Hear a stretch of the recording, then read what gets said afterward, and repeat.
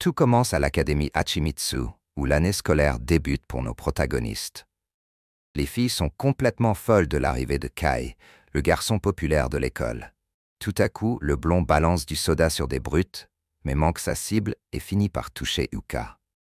Elle s'enfuit, super surprise, mais au fond d'elle, elle a l'impression de déjà connaître Kai. Mais attends une seconde. N'oublie pas de t'abonner à la chaîne pour ne pas rater les prochains résumés. Bref, le lendemain, Yuka arrive tôt à l'école, mais Kai est déjà là. Comme elle ne le salue pas, il essaie de faire le malin pour qu'elle lui dise au moins bonjour. Finalement, rien ne se passe, car les autres élèves commencent à arriver. Plus tard dans la journée, des filles reloues commencent à embêter Yuka. Apparemment, elles se connaissent depuis l'école primaire et elles l'appelaient Pierre à cause de sa personnalité. Elle se moque d'elle et, pour couronner le tout, elle cache ses chaussures dans une poubelle. Yuka est super énervée et en marchant dans l'école, elle tombe sur Kai. Il lui dit de se défendre, mais elle lui répond que ça ne sert à rien, que ça sera comme avant, puis elle s'en va. Chez elle, Yuka a un flashback de la période avant le lycée, quand les mêmes filles la harcelaient. Elle voulait entrer à l'Académie Hachimitsu, une école réservée aux riches, et elle bossait dur pour y arriver.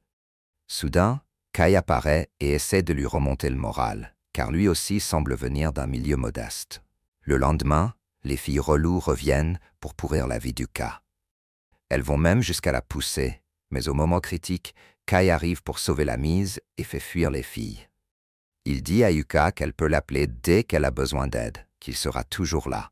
Avec plus de confiance en elle, Yuka se sent enfin prête à se faire des amis. Une camarade nommée Yumi l'invite à déjeuner avec son groupe et Yuka raconte qu'elle est venue dans cette école pour se faire des amis et surmonter le harcèlement qu'elle subissait au primaire. Yumi et un garçon nommé Satoru semblent l'apprécier. Ensuite, ils tirent au sort les places dans la salle de classe. Et devine quoi? Yuka finit par s'asseoir à côté de Kai. Quelle coïncidence, hein? Lui, voyant qu'elle commence à s'intégrer, lui propose un défi, se faire 100 amis. Yuka accepte tout de suite. À la fin des cours, Yuka demande à Xiaomi de devenir son amie et à sa grande surprise, Xiaomi la considérait déjà comme une amie. Tout se passe bien. Le lendemain, Yuka trouve Kai en train de dormir dans la salle de classe. Il lui demande de ne dire son secret à personne et lui rappelle qu'elle peut toujours compter sur lui, parce qu'elle est à lui. Cette déclaration, combinée à la beauté de Kai, laisse Yuka complètement sous le charme. Yumi remarque qu'Yuka est totalement amoureuse de Kai et, en bonne amie, elle n'hésite pas à la soutenir. Les deux se mettent ensemble pour conquérir leur crush. Yuka veut Kai et Yumi veut Satoru. Quelques mois passent et voilà que l'été arrive. Yuka croise Kai en ville et lui dit qu'elle aimerait aller à un festival de bambou qui aura bientôt lieu. De retour chez elle, Yuka repense au festival de bambou et décide d'y aller avec Ayumi. Sur place, elle retrouve Satoru et ensuite Serena. Serena demande pourquoi Kai n'est pas avec Yuka et l'ex-petite amie dit qu'il ne vient pas au festival à cause d'elle, mais qu'il viendra probablement la chercher à un moment donné. Après un moment, Kai apparaît, visiblement confus par le comportement récent d'Yuka. Elle baisse la tête et lui demande de partir, mais il utilise tout son charme pour la faire changer d'avis. Même si elle est heureuse qu'il soit là, Yuka lui dit qu'elle a besoin de temps et va retrouver Serena pour lui avouer qu'elle aime Kai et qu'elle veut être avec lui. Serena, malgré son côté toxique, comprend les sentiments d'Yuka, et à partir de là, tout le monde est heureux et s'amuse ensemble, y compris Serena, qui rejoint le groupe et va même à la plage avec eux. Mais il y a un petit problème. Serena aime encore Kai et avoue ce sentiment à un garçon nommé Tomoya.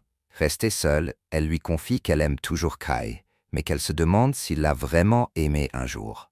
Tomoya lui dit que oui, il l'a aimé, mais qu'il a cessé de l'aimer quand elle est partie. Serena s'en va seule, triste, mais peu de temps après, elle reçoit un message de la part d'Yuka qui s'excuse et apaise les choses entre elles. Le lendemain, Yuka prépare un déjeuner pour Kai, qui mange tout le temps du pain. Elle le remercie pour le repas, mais le soir, Kai travaille dans un bar et finit par s'évanouir sur le canapé chez lui. Le lendemain, Yuka s'étonne de l'absence de Kai à l'école. Et curieuse, elle va à la Batcave du blond. Elle y trouve son document d'identité avec son adresse. Obsédée, elle se rend chez lui et quand il ouvre la porte, il s'évanouit sur elle. Kai était très fatigué, il ne s'était pas bien alimenté et avait attrapé de la fièvre. Yuka s'occupe de lui, lui prépare un encas et, inquiète pour sa santé, lui demande timidement si elle peut utiliser son téléphone. Kai, qui attendait ce moment, accepte tout de suite. Après qu'Uka soit parti, Kai l'invite à faire quelque chose après les cours le lendemain. Yuka accepte immédiatement, super excitée. Le jour suivant, elle arrive à l'école et trouve Kai entouré de toutes les filles, inquiète pour sa santé. Yuka n'apprécie pas du tout la situation. L'après-midi, Kai parle avec ses amis de ce qui s'est passé et se demande si c'est sa faute ou non. Il pense que s'il veut vraiment être avec Yuka, il devrait éloigner les autres filles. Il finit par mettre Yuka de côté et dit qu'il ne pourra pas supporter cette situation très longtemps. Yuka est déçue et retrouve ses amis pour se confier. Elle leur dit qu'elle a l'impression que les autres filles essaient de lui voler Kai et qu'elle prévoit sûrement de devenir ses petites amies. Yumi la convainc de se battre pour lui, en lui disant qu'elle serait incapable de soutenir Kai s'il était avec quelqu'un d'autre. Déterminée, Yuka enfourche son vélo et se rend chez Kai, repensant à tous les moments qu'ils ont passés ensemble et à quel point elle est amoureuse. Une fois sur place, elle lui avoue ses sentiments. Elle lui dit qu'elle l'aime et veut être sa petite amie. Kai s'approche d'elle, lui dit qu'il l'aime aussi et l'embrasse.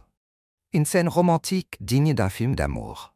Le lendemain, Yuka se rend à l'école, toute rêveuse, amoureuse. Elle croise Kai, qui lui prend la main et entre avec elle dans l'école, sous le regard stupéfait de toutes les autres filles. Il déclare à tout le monde qu'Yuka est sa petite amie. Le champion a enfin écouté son cœur. Maintenant qu'ils sont officiellement ensemble, le temps passe et ils font tout ce que font les couples.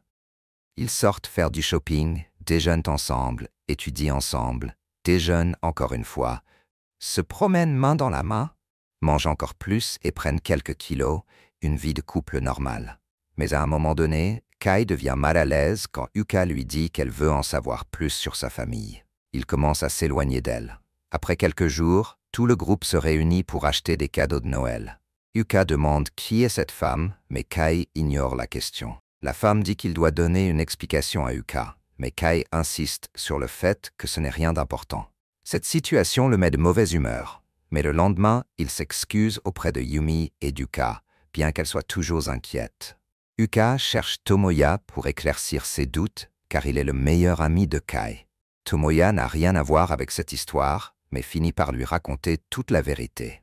Le soir, Yuka se rend dans le quartier rouge de la ville et entre dans un bar. Là, elle trouve Kai en train de travailler et la femme de l'autre jour, qui lui dit que Kai lui appartient. Kai emmène Yuka immédiatement à l'extérieur du bar et lui dit qu'elle ne devrait pas être là, que ce n'est pas son monde. Yuka s'en fiche et lui dit qu'il n'a pas à avoir honte. Agacé, il s'en va. Le lendemain, ils se croisent à l'école et Yuka lui demande ce qu'il pense d'elle. Elle commence à énumérer toutes ses qualités, mais il lui répond qu'il a honte qu'elle le voie comme ça, qu'il se sent inférieur.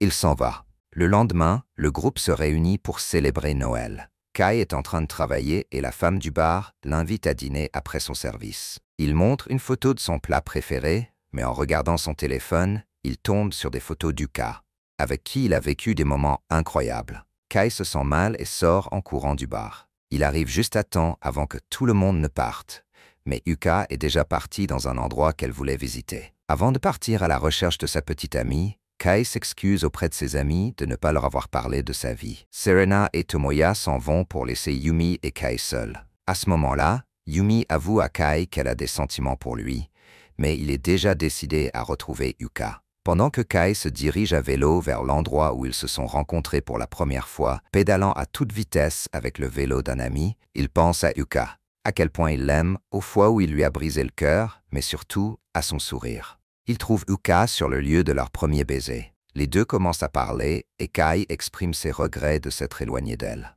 À travers son carnet, il lui révèle que sa mère est morte quand il avait 3 ans et que ses parents l'ont abandonné il y a quelques années. Il vivait seul et avait peur de tout lui raconter, de peur de la perdre. Yuka comprend sa douleur et lui promet qu'elle le protégera toujours et qu'elle sera avec lui quoi qu'il arrive. Kai, soulagé, la serre fort dans ses bras, lui confie qu'il l'aime et l'embrasse enfin, sur le lieu où tout a commencé, mais cette fois sous la magie de la nuit de Noël, pour ajouter une touche encore plus romantique à l'histoire. C'est ainsi que se termine le résumé d'aujourd'hui. Si tu veux connaître le nom de ce drama, je le laisse dans les commentaires. Et n'oublie pas de t'abonner pour ne pas rater les prochains résumés.